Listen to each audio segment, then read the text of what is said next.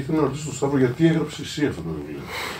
Και του λέω αυτό. Δεν το έγραψε κανένας άλλος. Ναι, και το λέω αυτό γιατί δεν το γράψει κανένας άλλος κάπως έτσι, όχι με την έννοια της έμπνευσης ή της διορατικότητας του Σταύρου, αλλά για δύο πολύ σημαντικούς λόγους. Αν είμαστε έτοιμοι πια ως κοινό, ως ιστορία, να δεχτούμε βιβλία που ουσιαστικά αναθεωρούν δημόσιες αλήθειες, θα τις χαρακτηρίσω εγώ.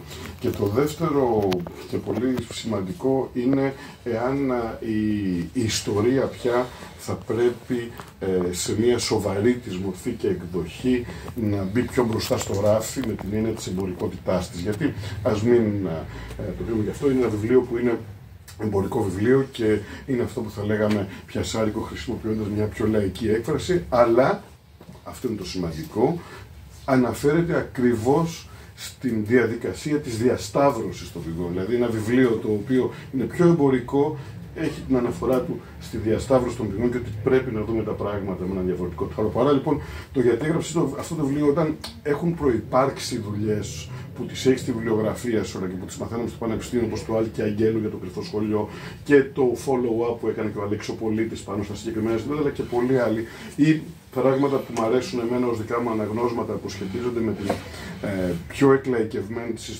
εκλαϊκευμένη ιστορία που έχουμε τώρα μπροστά μας, όπως τα βιβλία που έχει γράψει η Βεβιορκά που εξηγεί το αυτοπαίδι της, ή όπως έχει γράψει ο Φερό, ο οποίος θέλει να εξηγήσει την ιστορία στον εγγονό, αλλά ξεκινάει και αυτός από μια αφετηρία η οποία σχετίζεται με το γιατί αρνούμαστε να δούμε την αλήθεια. Δηλαδή υπάρχουν κάποιες τέτοιες διαστάσεις που στο δικό μου το μυαλό τουλάχιστον μπαίνουν.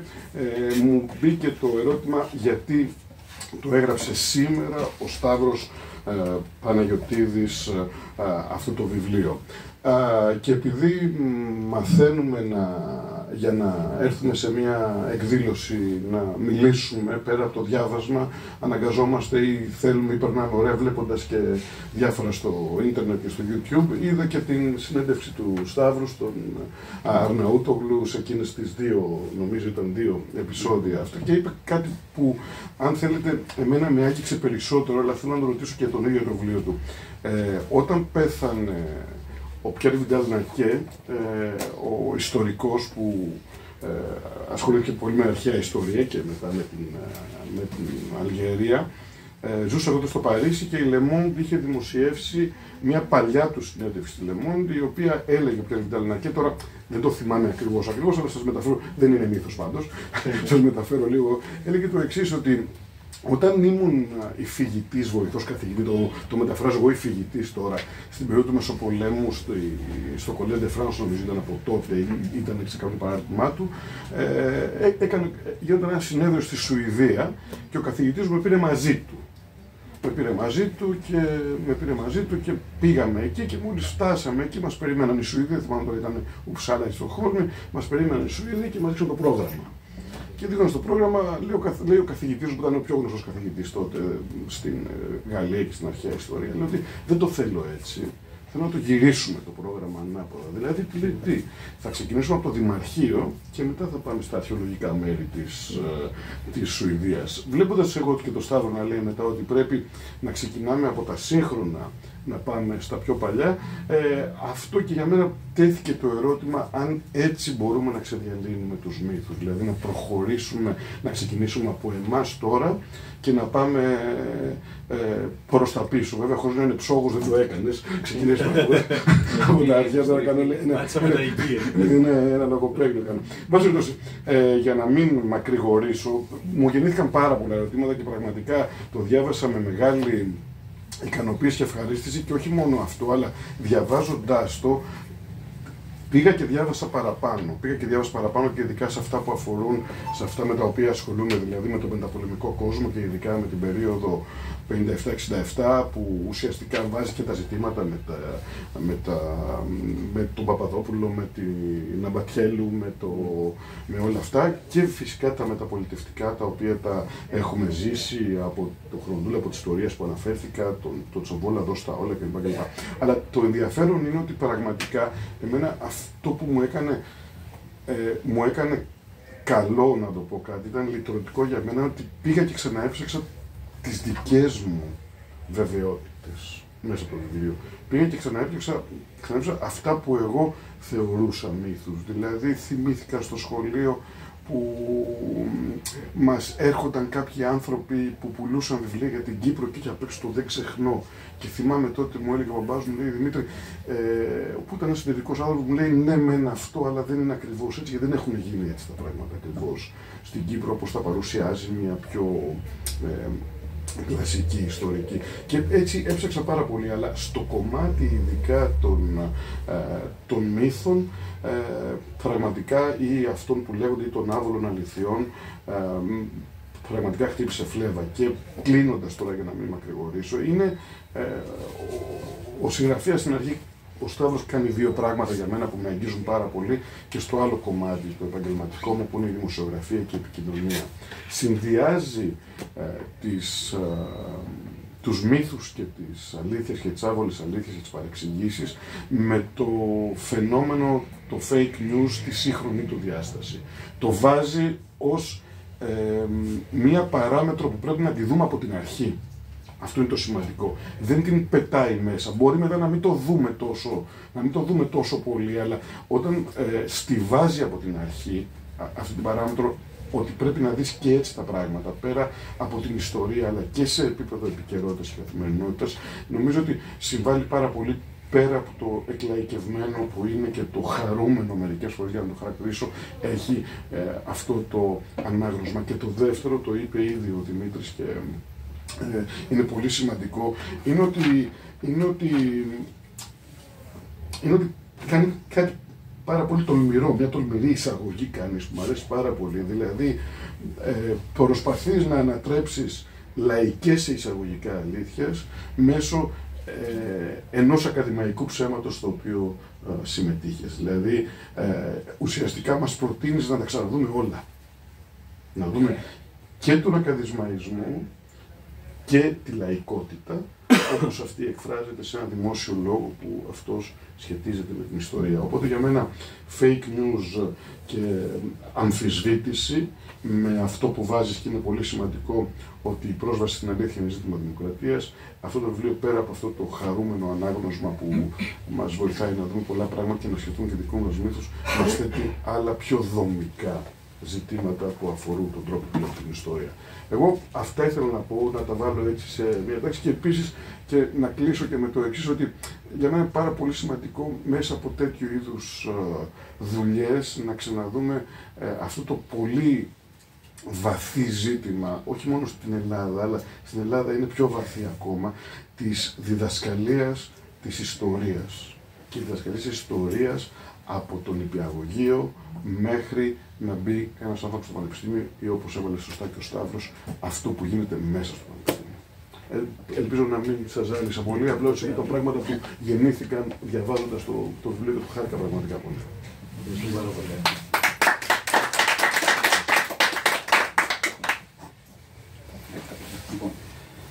Βρισκόμαστε σήμερα στους Αγίους Αναργύρους, που δυστυχώς έχουν έρθει στο φως δημοσιότητας στο τελευταίο διάστημα ένα φρικτό γεγονός. Εντάξει, γεγονός που δεν έπρεπε να έχει συμβεί, το οποίο αναρματοδοτεί την έννοια της ασφάλειας στις μέρες μας.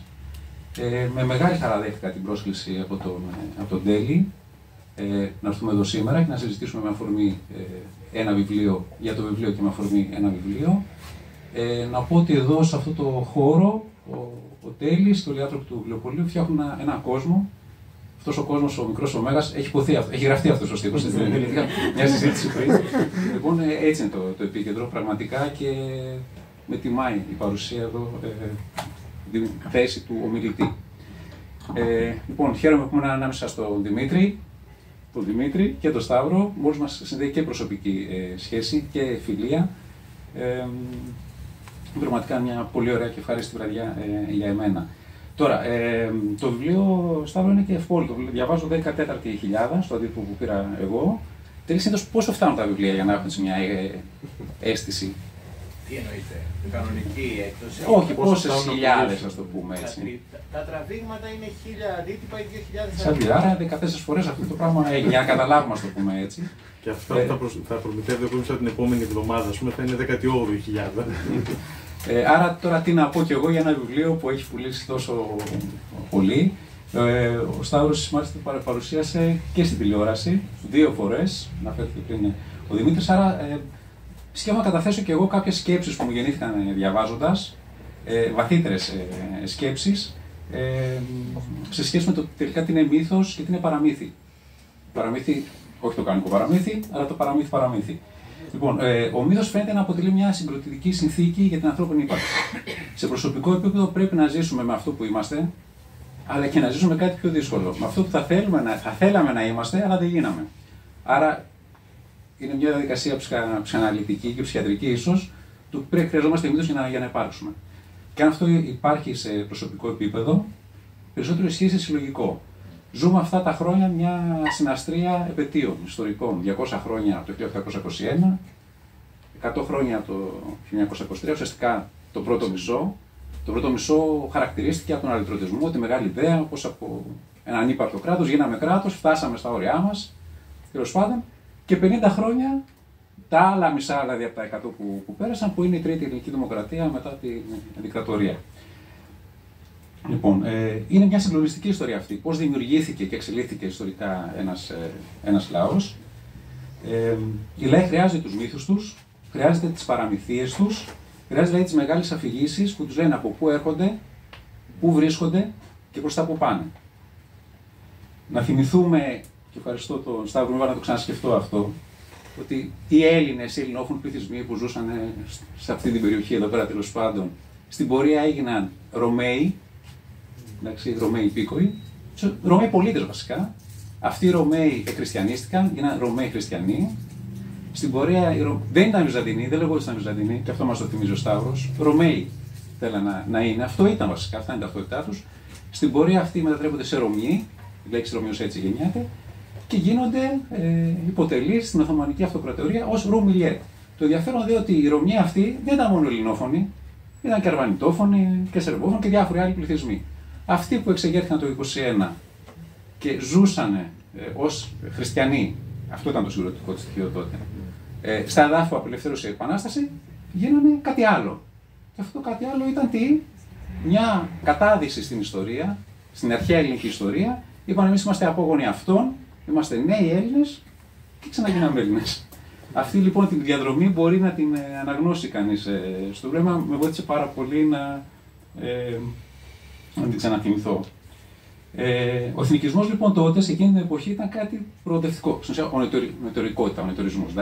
Σήμερα βέβαια αυτό δεν ισχύει. Και αυτό έχει και μια σημασία το πώς εξελίσσονται οι ιδέες ανάλογα με τις ιστορικές εποχές. Δηλαδή τότε ο εθνικισμός έσπαζε αυτοκρατορίες, έσπαζε τη φεουδαρχία. Σήμερα θέλει να επιβάλλει τον αυταρχισμό και να καταλύσει τη δημοκρατία. Τότε λοιπόν αυτός ο λαός γεννήθηκε μέσα στις ιδέες του διαφωτισμού, της Επανάστασης που ήταν διαδεδομένες στον προοδευτικό κόσμο και ταυτόχρονα μέσα σε επαναστατικές συνθήκες, δηλαδή σε πόλεμο κανονικό, αλλά και σε μια σύγκρουση για την εξουσία της επόμενης μέρας. Και αυτό το γράφει μέσα ο Σταύρος και το περιγράφει πάρα πολύ ωραία για όλο εκείνο το ζήμωμα της ιστορίας και των προσωπικότητων μέσα στην Επανάσταση που αλλάζουν ρόλους, οι καλοί γίνονται κακοί, οι κακοί καλοί και εμφυλίους κτλ. Λοιπόν, σε αυτή τη συνθήκη λοιπόν διαμορφώθηκε μια νέα ταυτότητα τότε και έτσι ξαφνικά οι Δημήτροι και οι Κωνσταντίνοι, τα χριστιανικά ονόματα, βγάζανε τους γιους τους Αριστοτέληδες και τις κόρες τους Πινελόπες. Αυτό έγινε μέσα σε μερικές δεκαετίες. Φανταστείτε το ζει ένας άνθρωπος αυτό. Άρα χρειάζεται ένας μύθος. Ένας εθνικός μύθος έπρεπε κάπως όλο αυτό να το μαζέψει. Άρα τώρα τι κάνω, ανατρέπω το τίτλο και το περιεχόμενο του βιβλίου? Μάλλον όχι, γιατί το ανάποδο θέλω να πει ο Σταύρος, νομίζω το λέει με πολύ ωραίο τρόπο. Εδώ αρχίζουν τα προβλήματα μετά.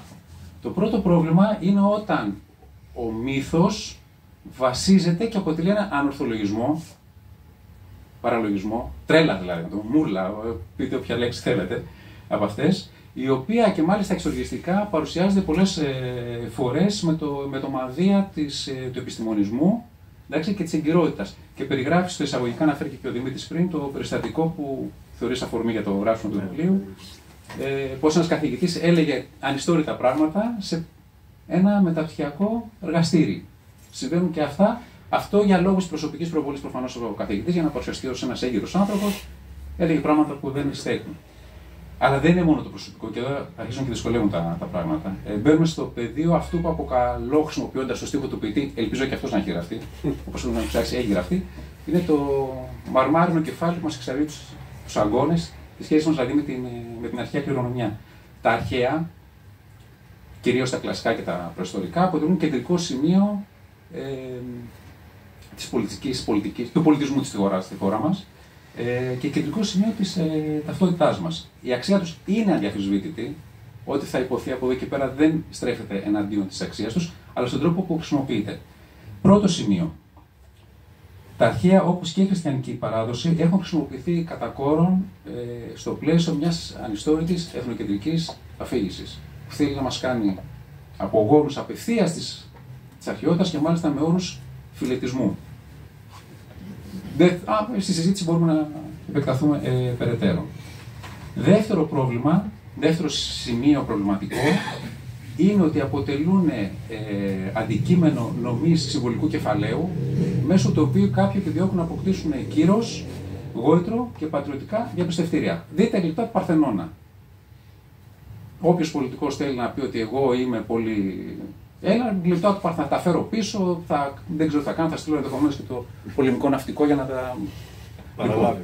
Λοιπόν, στον νόμο. Παραποιώντας ενδεχομένως ένα άλλο αίτημα που θα έχει και μια οικουμενική διάσταση. Οι ίδιοι δε ταυτόχρονα προβάλλουν την ιδιωτικο-οικονομική διάσταση και την έντονη σχέση στο δίπτυχο αρχαία τουρισμός δηλαδή. Άρα, και αυτό γιατί το λέω, γιατί στην πραγματικότητα και το προηγούμενο και αυτό μας βάζουν στο πεδίο της εμπορευματοποίησης της κληρονομιάς. Η μία εμπορευματοποίηση είναι στο πεδίο των ιδεών, των συμβόλων, η οικειοποίηση δηλαδή ενός συμβόλου, η άλλη είναι στο πεδίο το σκληρό της πραγματικής οικονομίας και την ίδια ώρα οι περισσότεροι από αυτούς υποστηρίζουν ότι τα αρχαία είναι κυλοβομπόδιος στην ανάπτυξη. Κάθε που δεν βρίσκουμε αρχαία πρέπει να τα ξεπετάμε, ακόμα και αν έχει ξεσηκωθεί η παγκόσμια επιστημονική κοινότητα, μετρό Θεσσαλονίκης κτλ. Τελικά ένα άλλο πρόβλημα είναι ότι αυτή η εθνοκεντρική προσέγγιση της αρχαιότητας αφενός οδηγεί σε μια άποψη περί καθαρότητας, στην οποία η διαφορετικότητα και η ποικιλομορφία δεν έχουν θέση, αφενός, και αφετέρου αφήνει στη σκιά του ενδιαφέροντος δημόσιων πολιτικών και χρηματοδοτήσεων το σύγχρονο πολιτισμό. Και αυτό μπορείτε να το διαπιστώσετε παρακολουθώντας χρηματοδοτήσεις, νομοσχέδια κτλ. Πώς ασχολούνται για το αντικείμενο των αρχαίων και πώς ασχολούνται για το αντικείμενο της κληρονομιάς. Δηλαδή έχουμε ένα βαθύ πολιτισμικό ζήτημα από την εργαλειοποίηση της κληρονομιάς στο πλαίσιο μιας εθνοκεντρικής αφήγησης. Λοιπόν, στο παρελθόν τώρα, εδώ ίσως σου δίνω και τροφή για σκέψη. Τι γιορτές πολεμικής αρετής των Ελλήνων δεν τα έχουμε ζήσει. Εμείς μας τα έχουμε πει παλιότεροι στην επταετία.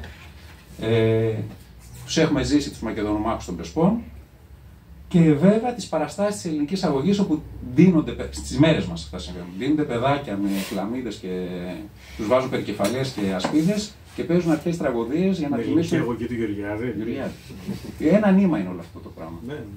Λοιπόν, και έχουμε φτάσει στο σημείο του Υπουργείου Πολιτισμού να αναρτά στα μέσα κοινωνικής δικτύωσής του αντίστοιχη ανάρτηση του Magic Johnson όταν είχε έρθει στην Ακρόπολη, είχε βγάλει φωτογραφία με περικεφαλαία.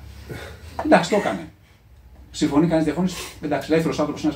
Αλλά το Ελληνικό Υπουργείο Πολιτισμού να πει ότι είδατε πόσο προβάλλω εγώ τα αρχαία και να κάνει share και retweet αυτή την ανάρτηση, μάλλον υπάρχει κάποιο πρόβλημα στο νομικό, στην όλη κατάσταση. Λοιπόν, περνώντας στη χριστιανική παράδοση, αυτό θα είναι από το βιβλίο, είναι η καθιέρωση της 25ης Μαρτίου ως ημέρας της Εθνικής Επετείου. Δεν είναι αυτή η ημερομηνία, το ξέρουμε αυτό ιστορικά. Γιατί καθιερώθηκε? Καθιερώθηκε για να συνδεθεί με τον Ευαγγελισμό, αλλά υπάρχει και ένα βαθύτερο κίνδυνο στην πραγματικότητα για να μην χρησιμοποιήσω τη λέξη για να αποτινάξει το άγος της Εκκλησίας, για τη μη θετική της στάση, για να το πω πάρα πολύ κομψά, το πούμε έτσι, την αντίθεσή της στην Επανάσταση και στις ιδέες που είχαν και τα πρώτα τα συντάγματα. Αν το προηγούμενο είχε να κάνει με τη χρησιμοποίηση της κληρονομιάς, θεωρώ το επόμενο μεγάλο ζήτημα είναι η λύθη και αποσιωπήσεις. Δηλαδή, υπάρχει ένα ζήτημα πώς κάτι που δεν ισχύει το παρουσιάζουμε σαν να ισχύει, και το άλλο ακόμα χειρότερο κατά με, είναι ότι κάτι ξεχνιέται, γιατί κάτι υπάρχει κίνδυνος μοναχά να ξεχαστεί, και άρα αν δεν ξεχαστεί δεν υπάρχει πια. Δεν υπάρχει κανείς να πολεμήσει γι' αυτό. Η ιστορία γράφεται με τη λύθη Η ιστορία προσωπική γράφει Μίλθιν και ήταν και ένας μηχανισμός απόθεσης για να ξεπεράσουμε τραυματικές εμπειρίες που έχουμε. Όμως, όταν μιλάμε για ιστορικό εξοπλισμό, εδώ είναι άλλο πράγμα. Είναι πιο δύσκολο. Έχουμε, ας πούμε, ξεχάσει ότι υπάρχει χριστιανικό μίσος.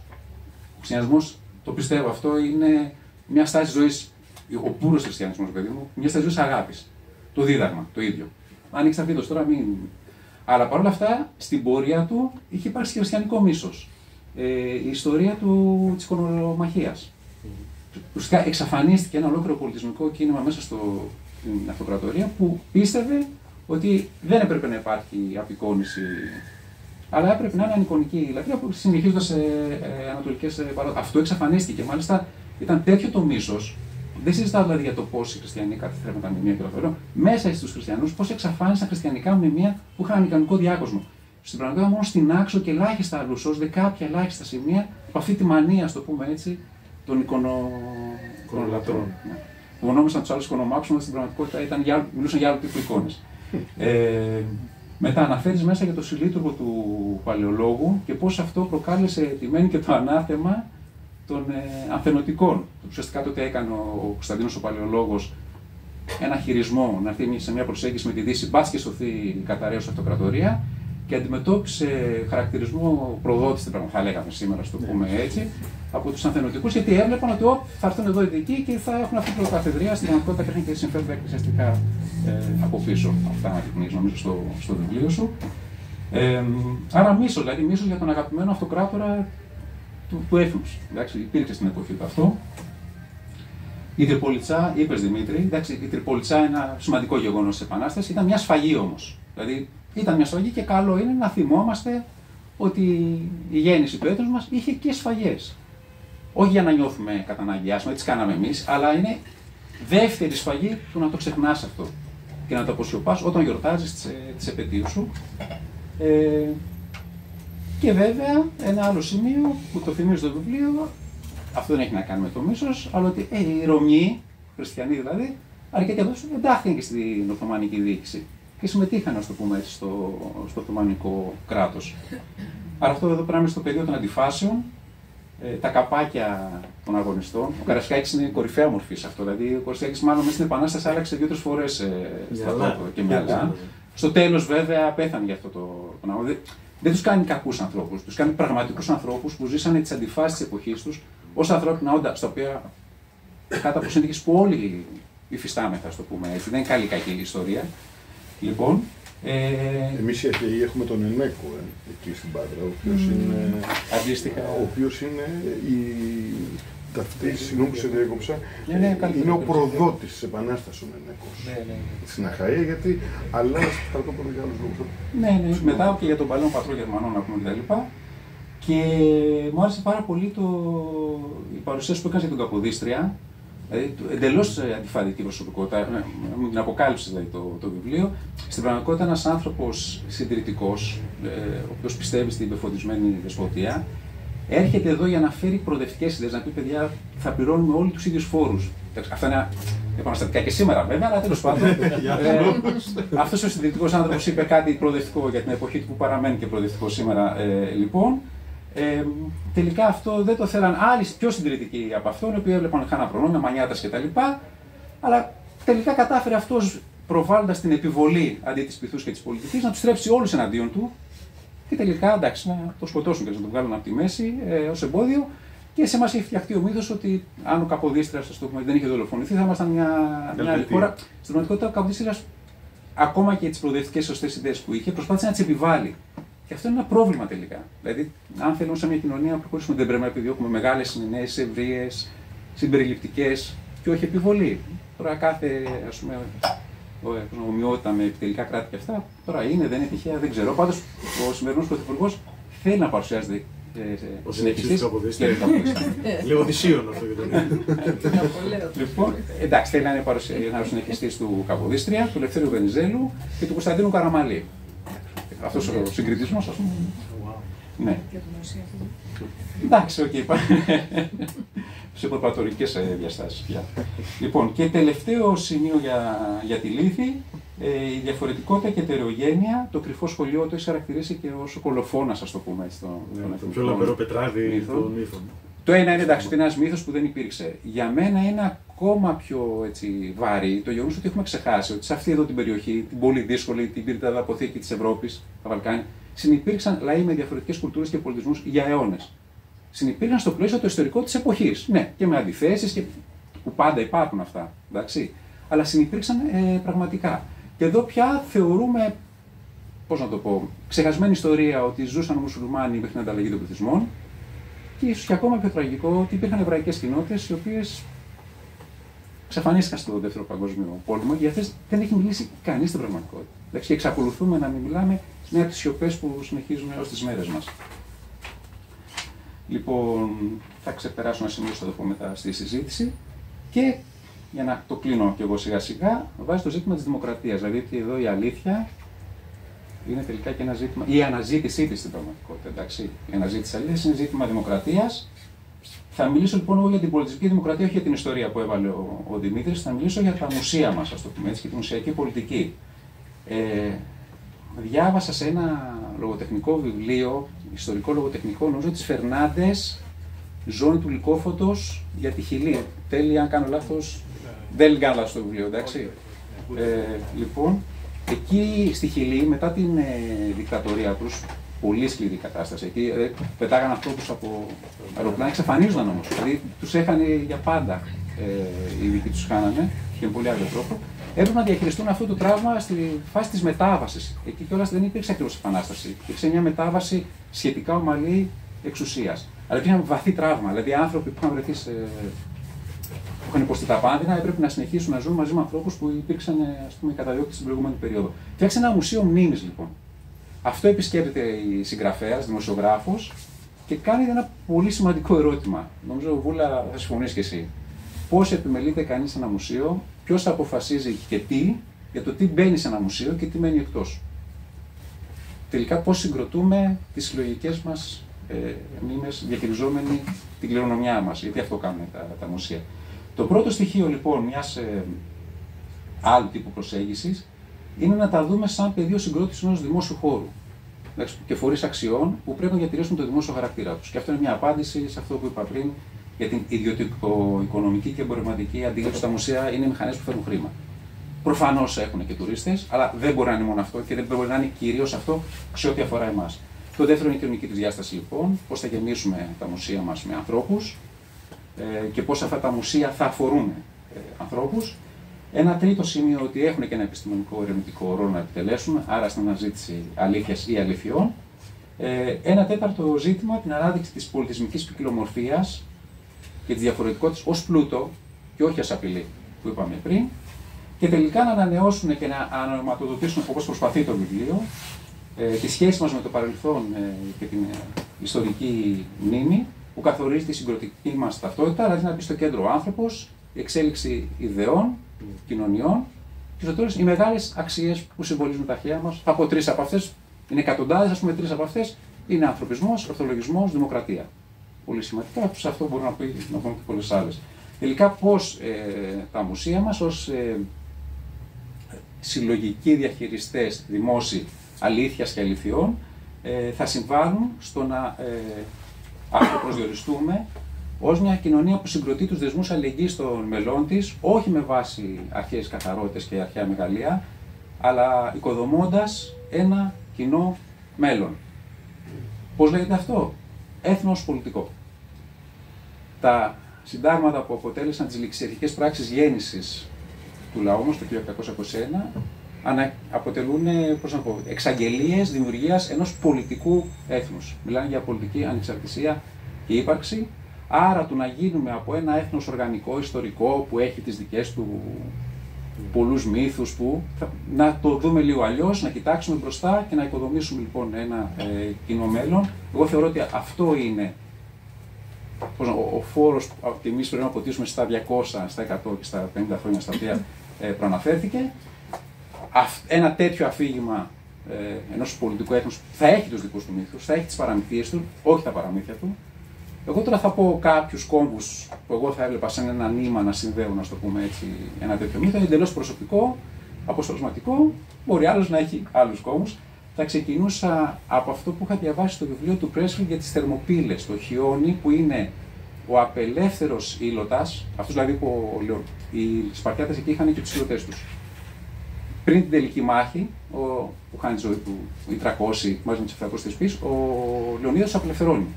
Λέει: εσείς τώρα πια είστε ελεύθεροι να γυρίσετε πίσω. Κάποιοι από αυτούς μείναν με τους αφέντες τους. Εγώ τώρα δεν θα μιλήσω για θερμοπύλες υπερκεφαλές και μηνύα που έφτιαξε, νομίζω μεταξά τα έφτιαξε αυτά την δεκαετία του 30 τις θερμοπύλες, αλλά πως ένας άνθρωπος ο οποίος επιλέγει ο ίδιος να πεθάνει μαζί με αυτό που ήταν αφέντη για λόγους ηθικούς. Άρα μπαίνουμε στην έννοια της αυτοθυσίας για ιδέες και αξίες. Επόμενος κόμβος προφανώς είναι η αυτοθυσία των επαναστατών του 21, γιατί για να γεννηθεί αυτό ναι, υπήρξαν θυσίες. Εντάξει, είμαστε απόγονοι αυτών των ανθρώπων. Η αντοχή των προσφύγων του 23 που ξεριζώθηκαν από τις αιστείες τους και έφτιαξαν μια νέα ζωή εδώ, αντιμετωπίζοντας πολλές φορές και τα λεγόμενα τότε περί τουρκόσπορων και αυτά. Έχω μια ευαισθησία, είμαι έγκονος προσφύγισας από την Κωνσταντινούπολη, η γιαγιά μου, αλλά έφυγε το 2022, ήρθε στο Βόλο, στην Νέα Ιωνία του Βόλου. Το επόμενο θα ήταν ο ηρωισμός των αντιστασιακών απέναντι στο κράτος των Βασιλόγων, εντάξει, και το γλέντι θανάτου στο μπλοκ 15 εδώ δίπλα μας στο Χαϊδάρι, ο χορός του Ζαλόγου που τραγουδούν οι φυλακισμένες του εμφυλίου, ενώ για να τιμήσουν αυτούς οι οποίοι οδεύουν στο τελεστικό απόσπασμα, στη μαζικότητα και την αγωνιστικότητα του λαϊκού παράγοντα τη δεκαετία του 60. Και θα κλείσω στη λαχτάρα για κοινωνική δικαιοσύνη και δημοκρατία στη μεταπολίτευση. Σας ευχαριστώ πολύ.